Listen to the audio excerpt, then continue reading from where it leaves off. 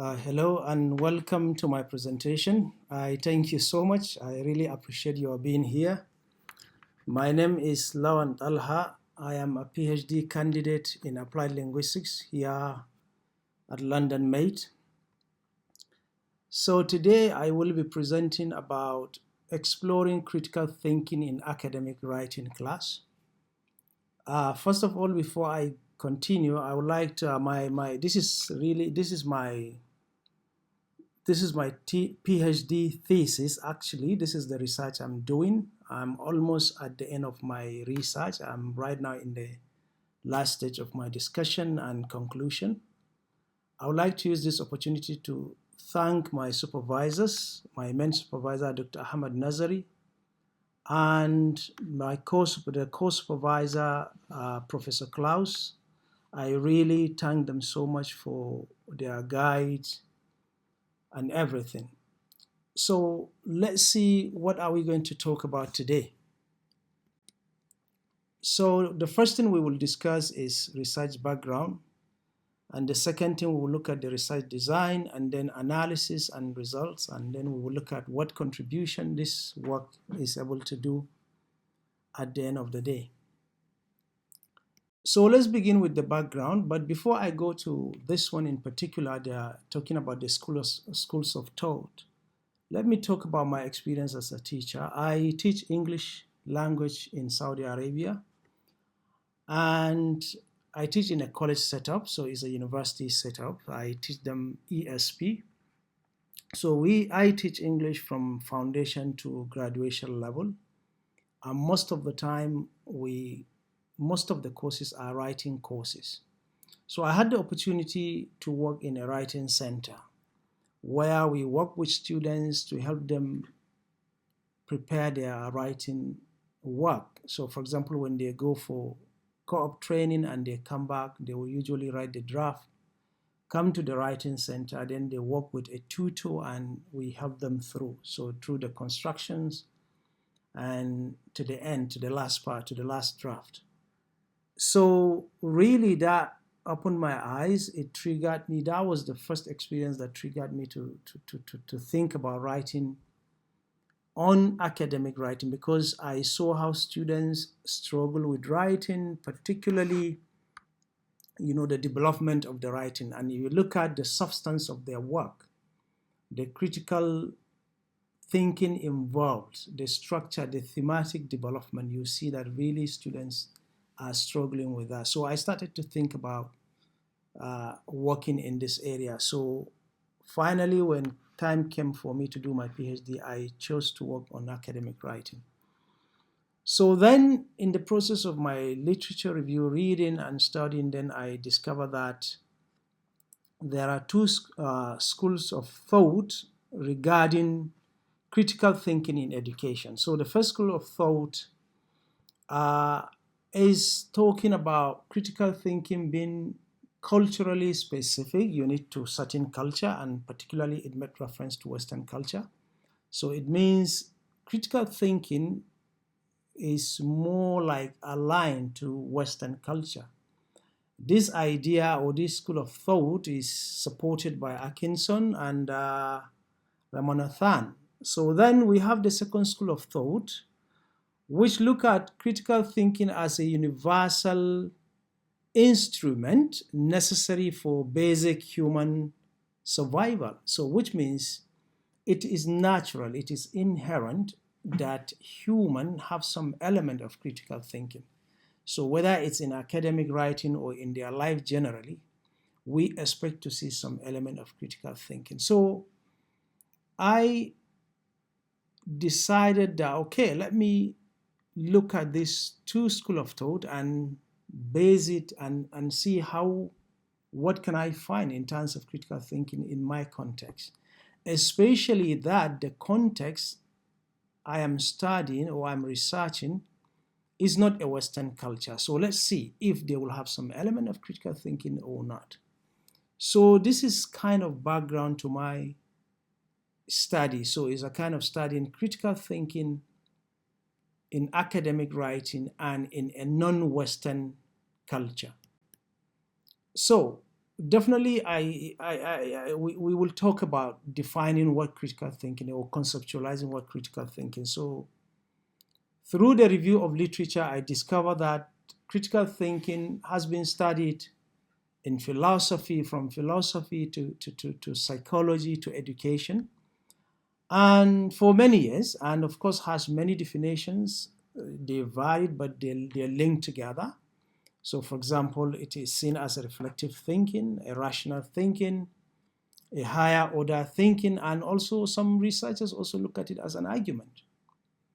So I particularly focus on this definition of critical thinking, which is by Richard Paul and Linda Elder. These are really prominent scholars in critical thinking. I got this from the Critical Thinking Foundation. So they look at critical thinking as that mode of thinking about any subject, content, or problem in which the thinker improves the quality of his or her thinking by skillfully taking charge of the structures inherent in thinking and imposing intellectual standards upon them.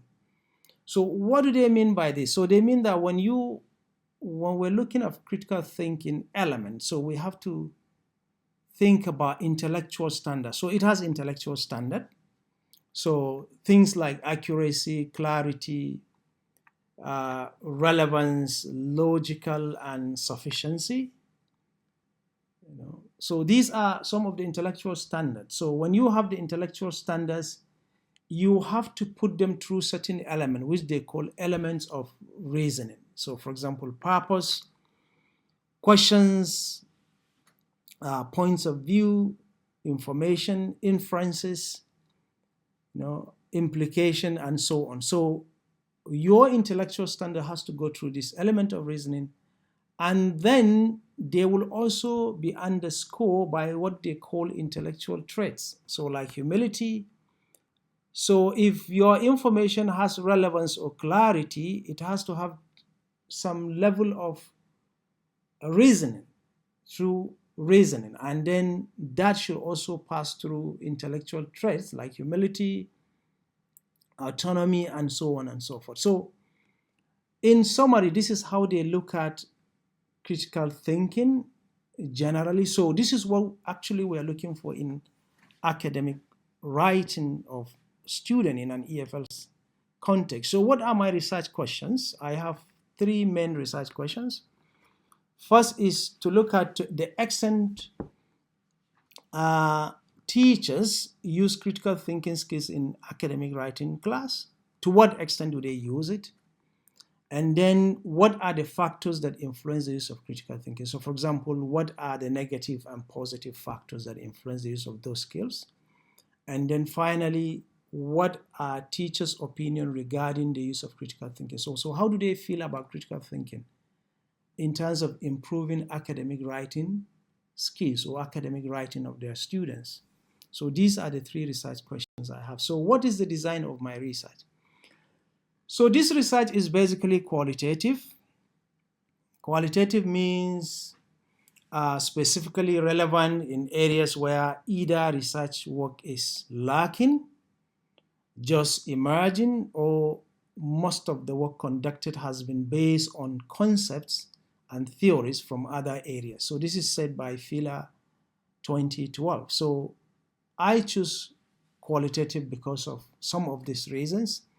And then I choose case study because of what? So case study based on this scholar, Anamara 2024, he says that it's contextually rich. So it's very rich, and you have this, the possibility of having triangulation, and it provides real world examples of systematic data.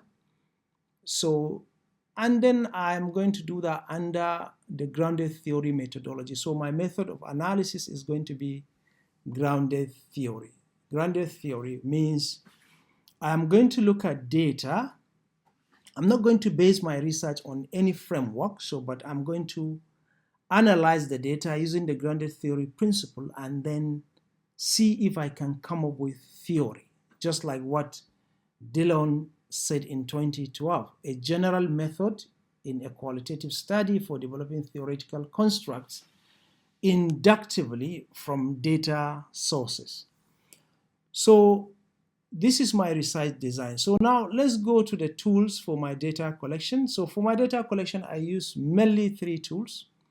The first one, interview. So I interview teachers and students about their opinion in the use of critical thinking and their experience. I ask them about their experience and so on.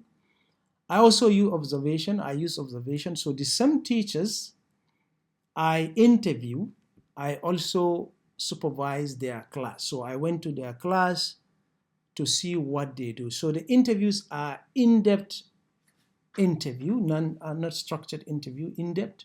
So I ask them questions, different kind of questions, just to know their experience. Then the observation is unstructured, so I only sat down in the class. Anyway, I use notes to write down the activities that are going on in the class, and I describe the activities and I later coded them. I also use document analysis. Document analysis here means I collected some samples of the student work, the mark student work. So when the teachers give them activities or assignments, after marking, I collected those papers and I looked at the comment the teachers make during the marking. So like what kind of comment do they make? So the essence of doing that is to triangulate my data. So the data from interview, observation, I will use it to triangulate to see how the experience relate with what I observe in the class, and then finally also correlate with what I see in their comment on the students' work. So these are my tools. So what is my research context? I already said it's EFL, academic writing class. So, and it's in Yambu Industrial College. So as I said, it's a university setup. So we have students coming from foundation to the graduation level. So this is my research context.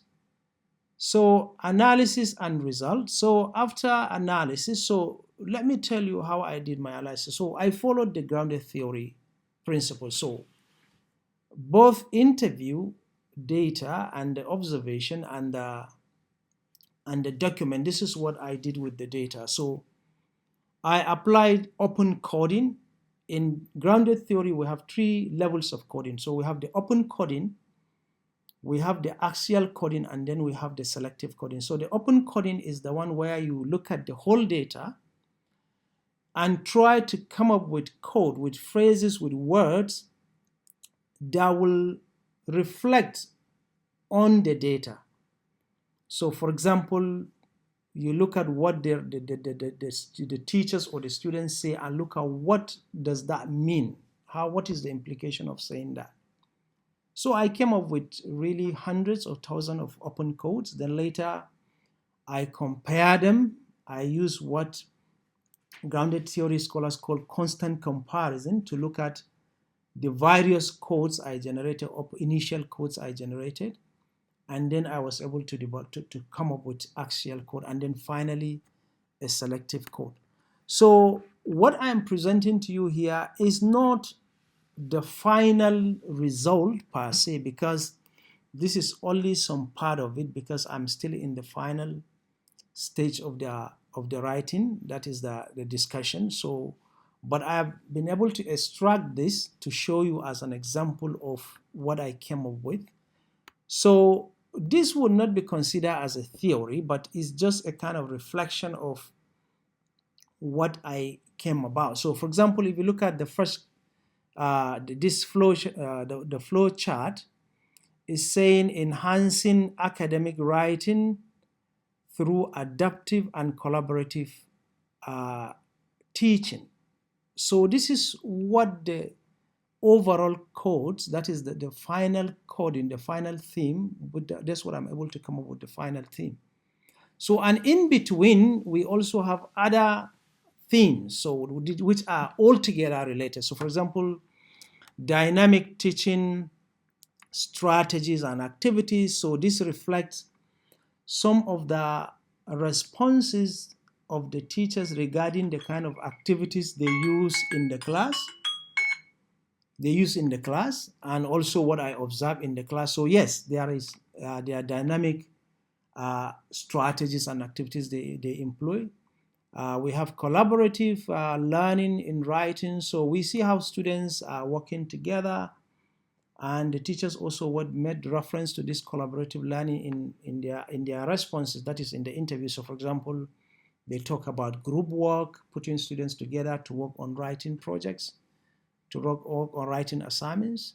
And we saw they made reference to challenges, and they provided solutions, also some suggestions based on the questions I asked them. And finally, importance of academic writing in class and future career. So this is linked to some of the responses we got from the teachers and the students. So it seems they recognize the importance of academic writing, like why they are doing it. They are doing it to help them in their other subjects and also for their future careers. That is, when they go out to work, they will be able to transfer this knowledge they learn in academic writing. So this flowchart is representing a kind of theme or the beginning of thematic development of the result of this particular research. So quickly, let's go to the final, which is the contribution of the research. So far, as I say, I'm still in the process. So at the end of towards the end of the research, but this is what I can see as some of the contribution of this research. So theoretically, this research is under formulating a kind of theme that will explain the use of critical thinking skill in academic writing instruction. So possibly we'll be able to come up with a very good theme or maybe a good theory that will be able to explain the whole system that is obtainable in my own context. Methodologically, this research used 3 different tools, as I said: interview, observation, and documentation. And in addition to in a grounded theory research to reinforce the findings of the work. So of course, I'm not saying other research have not used these 3 tools, but definitely in my context, probably I might say this is something at the beginning of it. So I believe is a kind of contribution methodologically, then empirically and contextually. This is the first time such research is carried out in Yambu Industrial College. So I believe it will provide some new data set that can be useful for future research. And then practically, the contribution of this research, the recommendation can be useful towards improving teaching of academic writing in my context, in Yambu College. And finally, conceptually, in the course of this research, through the questions and the responses I got from the teachers, they made reference to so many things which I believe give an insight towards definition of critical thinking, which at the end of my research possibly will be there. So these are the contribution I believe this research work must have given in so far. So here are some of the selected references I use. So I hope you find this presentation helpful, or you find this presentation interesting. Thank you very much, and goodbye.